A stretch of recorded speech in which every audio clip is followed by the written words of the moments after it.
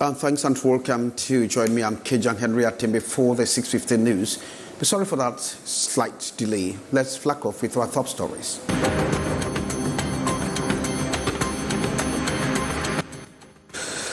The National Episcopal Conference of Cameroon rubbishes fiducial supplicants, formally forbids the blessings of same-sex couples in the church in Cameroon. And travelers stranded at the Yaoundé Olembe motor park after disgruntled workers sealed the way in and out of the motor park. And new lease for Alabukam and Tinkang health centers northwest of Cameroon, whose revival efforts have been complemented with a consignment of equipment after suffering from the effects of the security crisis. Top stories.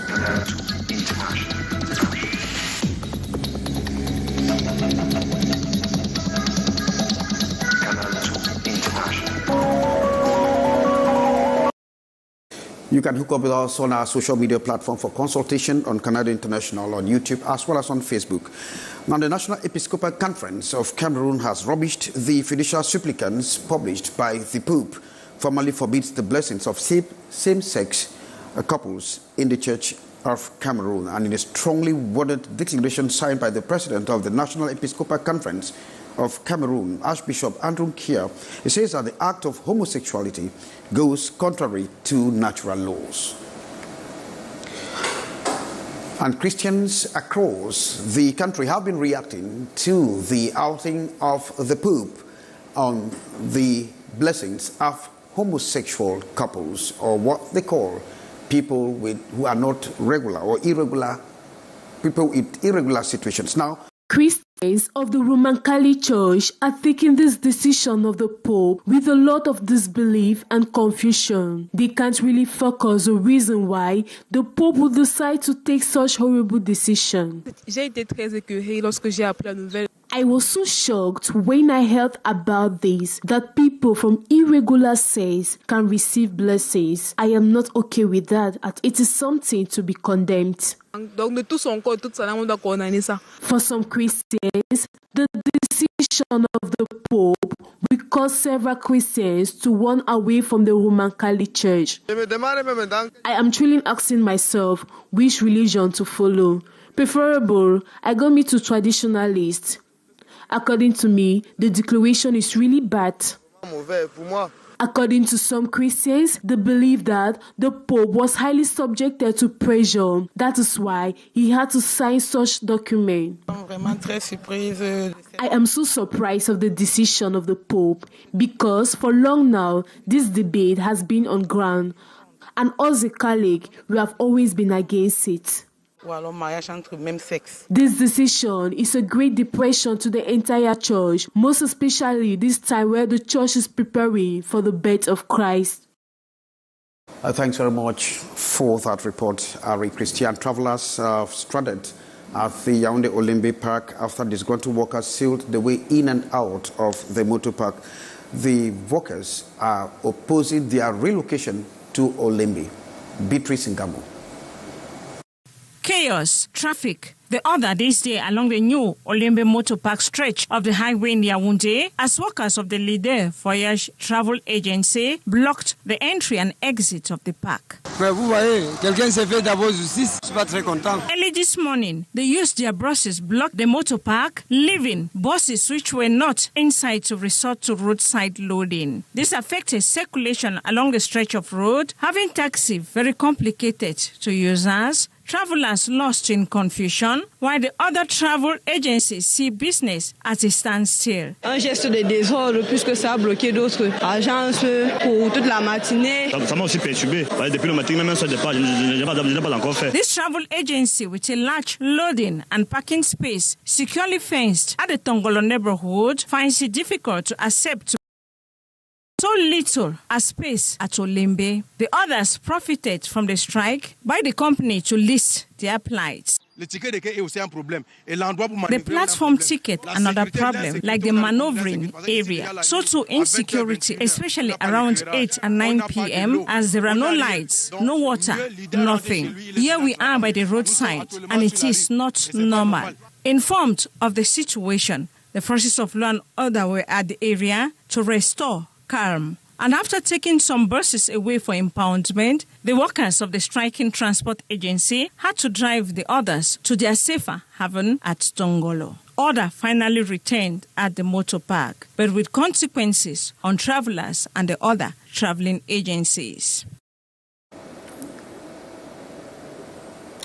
And new lease for the Alabukam and Ntinkak health centers of the northwest region of Cameroon, whose revival efforts have been complemented with consignment of equipment after these centers suffered very serious effects of the security crisis. The consignments were handed over to these centers by the senior divisional officer for MESAM. Our chief correspondent in the northwest region, Anya Collins, report. Though located in Bamenda 2 subdivision, Alabukam and Tinka communities have also been devastated by the security crisis. The health center and subdivisional hospitals have not been spared, as they now have many challenges ranging from limited to obsolete equipment to grapple with the embattled patients. We are just extending our plea to each and everyone who has that heart and has thinking that he can help the needy, because mankind is almost a privileged and underprivileged population, so they should come to our assistance. Some years ago, a certain Mama Mary Alia died of health complications due to inadequate care. There are likely many other Mary Alias suffering and dying in rural communities. Reason why her daughter and family in-laws have put together a consignment of medical equipment and consumables to help out and reduce mortality. I am serving today. We are serving today. What will our children do tomorrow? That is the value my mother instilled in me. Let's do that to our children. Sitting in for the Northwest Governor, MESAM Senior Divisional Officer described the Alias as working in line with the reconstruction plan. We said we prioritize Tinka and Alabukam, but we are spreading this is just too much for those two health centers. They don't have the logistics to accommodate that. We should think about our regional services who still serve these other small hospitals. So in a way, it's still to them. But what you are doing here today is a clear testimony that you are behind Cameroon government to support the needy population, to bring them assistance now that we are in the phase of the reconstruction. The authorities were guided through and shown the equipment, much to the joy of the villagers who made it from Mankon to Upstation Bamenda for this ceremony. With you in the northwest region as you tell us that it's a period of sharing, and so the underprivileged to have a place and have not been forgotten, and so they have been remembered by the Northwest Regional Assembly as they gather them for the Christmas tree lighting. Anya Collins. This is the tree that symbolizes love and hope to vulnerable persons in the Northwest region. The Christmas tree 2023 was recently lit during a ceremony to offer gifts to the underprivileged, drawn from across the region, gathered in Bamenda. Sheltered in the canopies, their hearts beat for bags of rice, liters of vegetable oil, tablets of soap, among others. It was a joint venture of the Northwest Regional Assembly and the United Nations Development Programme. All of us are aware of what the Northwest has become, and there are some class of people who are vulnerable during normal periods. But now we are in a crisis period, then you can imagine the vulnerability of this class of people. So we thought it necessary that as the year draws to an end and we are having end of year festivities, we should offer such a gift to the population of the Northwest.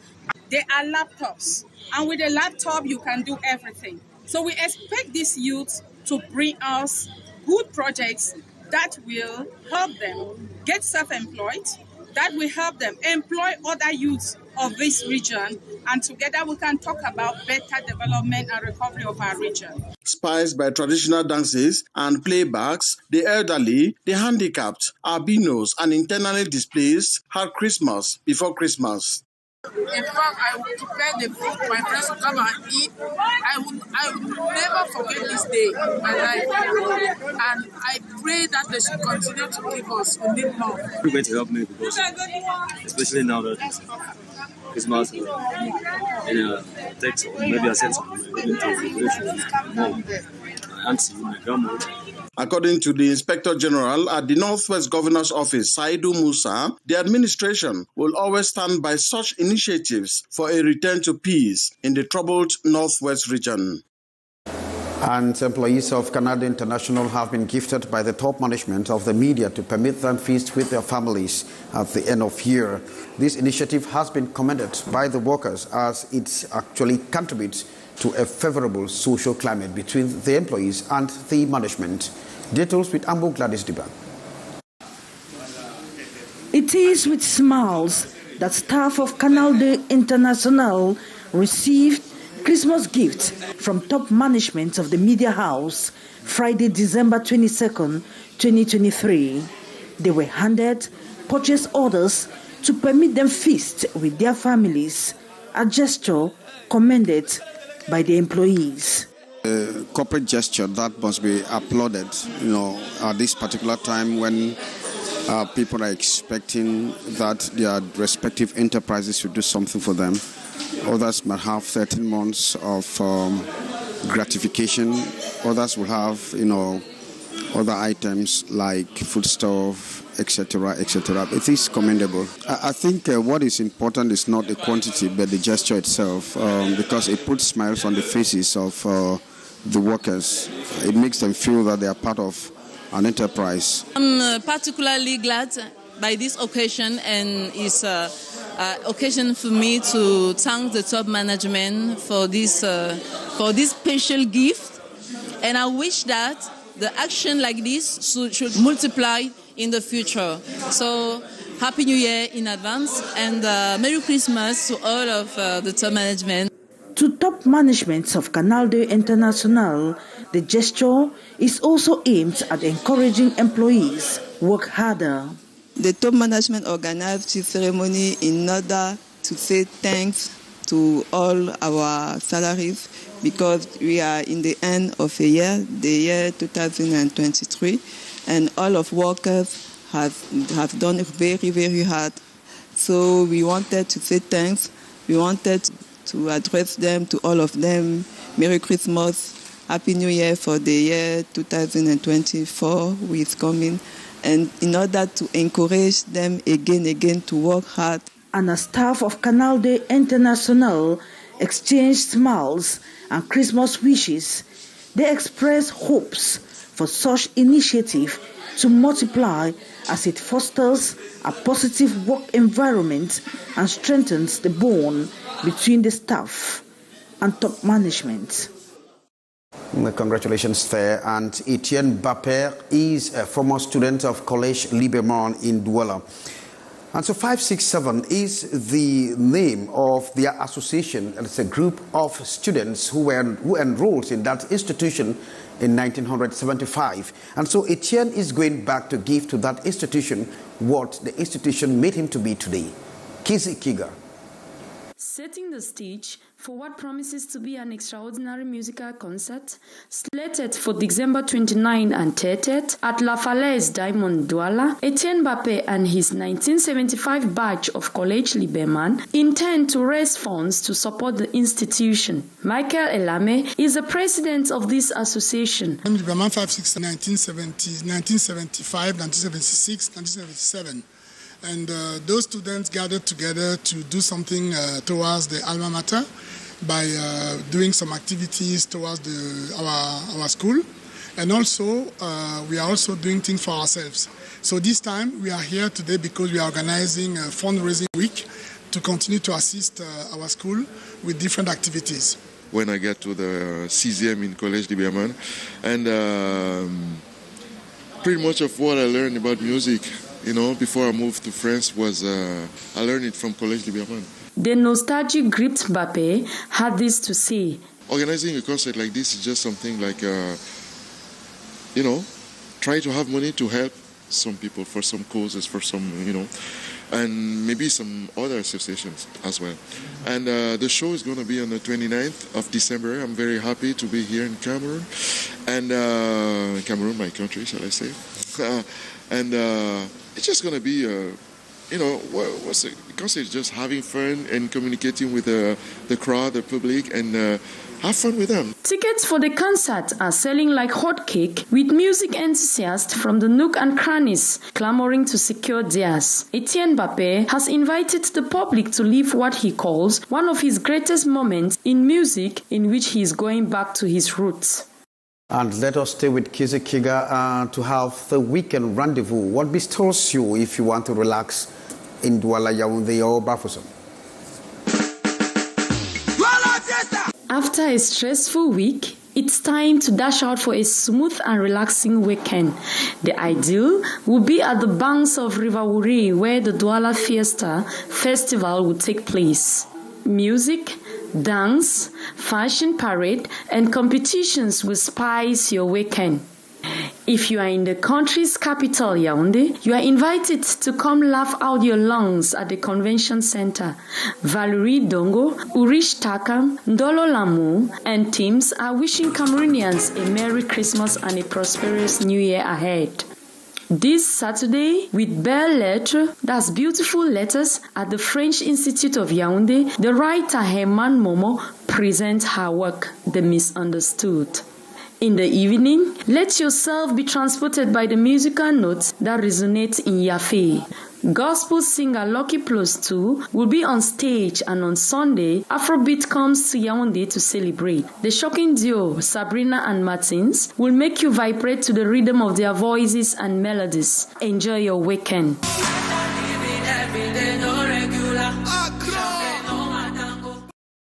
And Kize Kiga wrapping up the 6:15 news with me, Kejang Henry Atembe, thanking you graciously for being with us. And of course, wishing you the best. Happy Christmas to all of you.